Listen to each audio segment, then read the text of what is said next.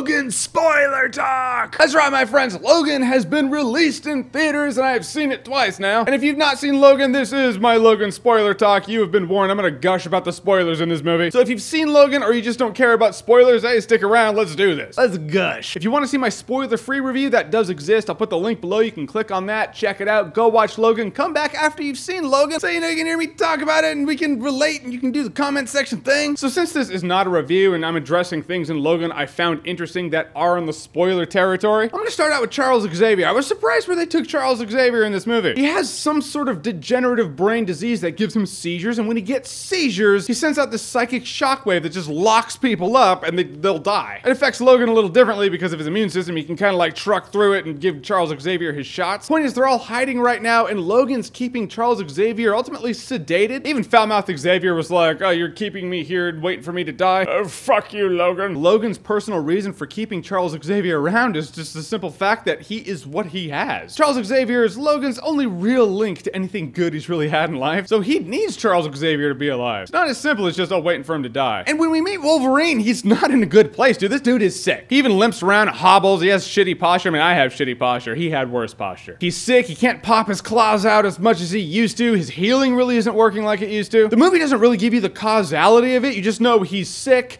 and the adamantium is making him sick. But you don't know if the adamantium's just been in his body for so long that it has nerfed his immune system, like it's the cause of his immune system going out, or maybe the older he gets, the less he heals, and thus the metal in his body is poison as metal that's not supposed to be in the body would be. Point is, he's dying and the adamantium is why. When they come across little X-23, Logan wants nothing to do with her. You can tell he knows who she is. He knows that she's his daughter, or at least clone daughter, but he wants nothing to do with it. He's like, no, I'm out. I don't want to do that. I'm not taking her to North Dakota. And when the band of douchebags roll up to collect X-23, a few of them go into that building, you just hear screams and gunfire, and then she walks out holding a really soggy football. Oh no, that's not a soggy football, that's a head. She rolls it, it fumbles around like a football, and then she proceeds to rip fucking shit into everybody. Dude, when people die, this is so brutal. It's so damn gratifying seeing it in Logan's world. And that's because Logan's world is a sick, shitty, tragic one. It's a world of violence begets violence. This dude has known no good. It's going to be a very raw story.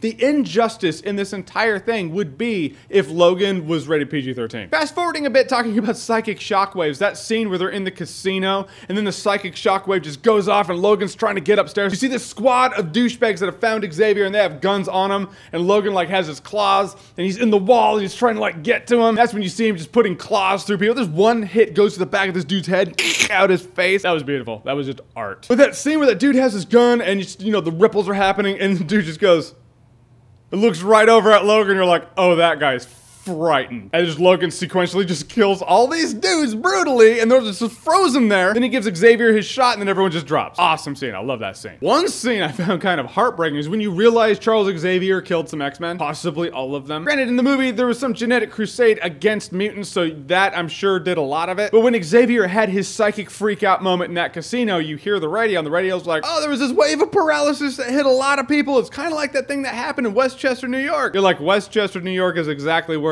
Professor Xavier's School for the Gifted was. And the radio goes on to say the last time it happened in Westchester, New York, it killed a few people, including some. And then Logan just turns off the radio. I'm pretty sure the phrase was X-Men. Charles Xavier killed the X-Men. It's tragic that Logan, this weapon of war, never got a real life, and the one that tried to give him a real life and family ended up taking a lot of that away. And again, he's also blacklisted. So these two are really old tragic tales living together, where ultimately all roads led us to the same path. And there's a farm scene. Okay, if you're one of the people you hated the farm scene in Avengers Age of Ultron, worry not. This is absolutely positively how you do a farm scene. They run across this family, they're really nice, they help them out on the highway when their horses got loose. They're like, hey, come over to our place, we'll feed you a free meal. And they're like, all right, yeah, that's cool. So they hang out, they have this family moment with this family. It's a really sweet scene. Logan even takes care of a problem they were having because the family is a black family. And these hillbillies roll up smelling of cheap whiskey and kerosene. And Logan's like, fuck off, bam, breaks one of their noses, snaps his shotgun in half.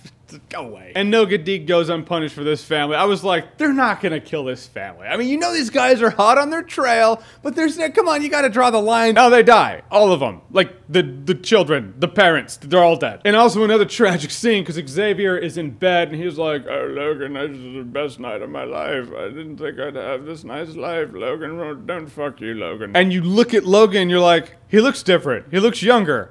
is this a vision? And then new Logan just pops his claws out in Charles Xavier's chest and then just kills him. Straight up, Xavier has this heartfelt moment, sees Logan like, Logan? And then Logan stabs him through his mind's eye. When Logan's picking him up, he's like, Charles, it wasn't me, it wasn't me. So it's like, you don't know if Charles Xavier dies thinking, oh, Logan finally did it. I finally pissed him off enough, bored him enough. We're out in the middle of nowhere. Before I can have another seizure episode, he's just gonna kill me. It's really dark shit, but Xavier goes out. Kind of goes out like a punk, just like he gets stabbed in the chest and then it's done. However, that's one of the tragedies of a story like this. It's that these great people that we know, it's like Charles Xavier, it's Logan, it's Wolverine, it's Professor X, larger than life itself. For all intents and purposes, no one's probably gonna remember them. But there's this new Logan, it's like this Logan clone. They were like, okay, the kids, the X-23s, it didn't really work, so how about this? We just take Wolverine and we have him now. And at first I was like, okay, I don't know why it reminded me of Superman 3, but it reminded me of Superman 3. This movie just did it a lot better than I felt Superman 3 did. Because this fight, young Wolverine versus old man Logan, it's the man versus the beast. Logan versus Wolverine. And the Wolverine, the beast, is fucking winning, dude. I mean, Logan's getting his hits in on this young Wolverine, but I mean, he is in his prime, dude. He's like, blap, heal,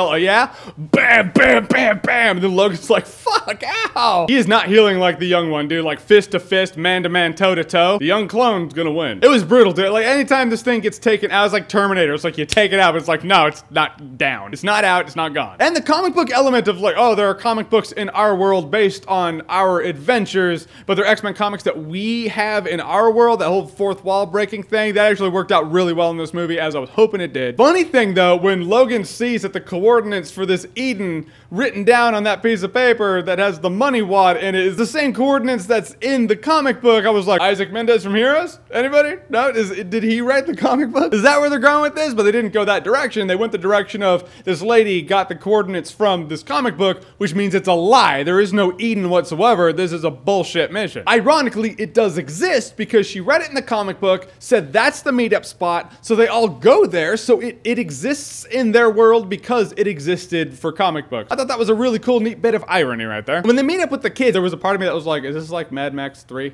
Is this like Thunderdome? But it totally did work for what they were doing, and so I was glad by the end it totally paid off. But while you're there the first time watching it, I was like, this is my least favorite part of the movie. Doesn't change the fact that it ends in that forest fight slaughter scene, which is the greatest father-daughter moment ever. Straight up, man, that is bring your daughter to work day right there. Happy Father-Daughter Day, folks. Bam. And then we have the last throwdown between Logan and the Wolverine. And it is a hard one, dude. It's a slaughter. Logan is old as shit. He takes that juice and starts ripping people up in the forest, but by the time he gets to the clone, it's worn off. He's now old man Logan again, and it's gonna hurt. And it does. I mean, this dude gets a truck flipped on him by the Earthbender kid. Doesn't matter. Big Clone just takes Logan and just boom, puts him on that tree stump. Luckily, Logan, in his hole of depression, had the adamantium bullet. It never really explains where it came from. You gotta think, oh, did he get that from Stryker, the Stryker thing in X-Men Origins Wolverine? Point is, when little X-23, when little Laura takes it and shoots the clone, just blows half of his head up and he just drops to the ground and dies. Which might not even kill him. I mean, in the comic books, we've seen Wolverine come back from like a speck, so who knows? Maybe it's still alive? I doubt it. I think for the sake of this story in the movies, it's dead. What it does do is it shows us that X-Men Origins Wolverine was bullshit, because when Stryker shot Logan in the head, just made a little hole, and that was nice, and his brain healed. This was like, nope, boom! Would you imagine that? X-Men Origins Wolverine, like, oh, don't worry, his brain will heal. Bah! Oops, I guess not. Fuck, I just blew his head up. Then the movie gets heartbreaking, dude. It all comes full circle. The whole of this story is a story about a man who never had a real life, who never had a chance of happiness because this organization took him, turned him into a weapon. He never knew peace. He was never shown how to be a part of a family, even when he was among Charles Xavier at work to a point, and then that all fell to shit. The dude has just he's been in this shit. Then he sees this little girl from him who is put on the same path, but if he can get her there, if he can get her across the border and put her in her paradise to hang out with her friends away from all this shit, maybe she can have an actual normal life with family, thus maybe he can die with some form of respite. He saved a bit of himself that lives on in her. And it's super sad and tragic, but you can tell, like by the end, he totally gets this and she's crying and she's like, Daddy, and dude, oh man. It's such a brutal, so I just lose it. At that point, I can't help it, man, I tear up. It's the saddest thing. You just saw them bond over blood and killing people, and it hits you right there because now he's going down. He even says, he's like, don't be what they made you when he's dying. She's bawling, and then he's, great last words. He's like, So this is what it feels like. And then he dies. Yeah, that's like the one mystery he's ever had. He's never experienced death. Or maybe he's talking about that's what peace feels like, or absolution, or actually saving another human being. In the end, he's probably talking about death. Now he's buried, and I love this thing, because there's a cross at his grave, as, you know, is customary for a lot of people. Oh, someone died out here, boom, cross. And then as she's walking away, she turns back, and she takes the cross and puts it on its side, and it makes an X, because it's like, the cross is not him. The X is. He's an X-Man, not a religious man. You want to see me bald like a baby, guys? This is it. Logan's the movie. I mean, just Logan had layers to it. It had depth. It's the first movie since The Dark Knight that I saw where I was like, that comic book movie is different than other comic book movies. That's not to say the connotation or label on a movie of comic book movie is bad. Not at all. You know I love me the comic book movies. But I'm saying once in a while a comic book movie comes along where you're like, that is a solid, well put together drama that happens to have comic book characters in it. Dark Knight, Logan, they do that. Honestly, if you've seen Logan already, watch it a second time, man. It's better the second time. There is no post-credit scene though, so I stayed through the credits. I'm like, okay, there is. I heard there was. There's not. It's actually pretty neat that this movie doesn't need a post-credit scene. I was really afraid. I was like, dude, if they're gonna have a post-credit scene, I don't want to see Logan's claws or hands come out of the grave or some shit. Kind of weird putting a post-credit scene after a movie like this. You know, it's a pretty heavy-handed movie. You're in tears by the end. You don't want to see a post-credit scene. That is actually smart of them. Well, shoot, guys. I mean, those aren't all the spoilers. If I were to talk about everything in this movie that I consider a spoiler, this video would most certainly be about an hour and a half long. So in a world where I'm just not gonna do that, those are some of the things I found really interesting, really intriguing. I love this movie. So I want to know, in a world where maybe you've seen Logan at a point where you're watching a spoiler video, what was your favorite scene, part, moment in Logan? Whatever it is, whatever you think, comment below, let me know. And as always, if you like what you've seen here and you want to see more, click right here to see more.